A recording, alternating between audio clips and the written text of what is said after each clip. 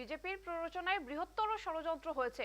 মুর্শিদাবাদ হিংসার ঘটনায় বারবার তদন্ত দাবি করেছেন তৃণমূল নেতা কুণাল ঘোষ। পাশাপাশি প্রশ্ন তুলেছেন কেন্দ্রীয় কমিশনগুলিরও ভূমিকা নিয়ে।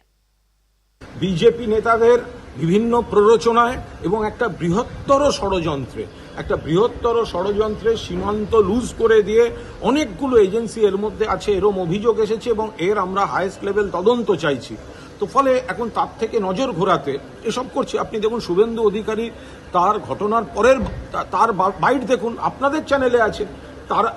শুভেন্দু অধিকারী পরিষ্কার বলছেন যে বাংলাদেশ থেকে ঢুকে বাংলাদেশের স্টাইলে লুট করে পালিয়েছে। তো উনি বিবৃতি বদলাচ্ছেন কেন? উনি তো প্রথম দিনই বিএসএফ এর ব্যর্থতাটা চোখের সামনে দেখিয়েছেন শুভেন্দু অধিকারী। বাংলাদেশ থেকে ঢুকে কথাটা তো শুভেন্দু অধিকারীও বলেছেন। তো আজকে বিএসএফ বা কেন্দ্রীয় এজেন্সিগুলো এই ষড়যন্ত্রে আছে, আমরা যে তদন্তের দাবি তুলেছি তার থেকে নজর ঘোরাতে এখন তিনি বিবৃতি থেকে সরে যাচ্ছেন, পাল্টাচ্ছেন।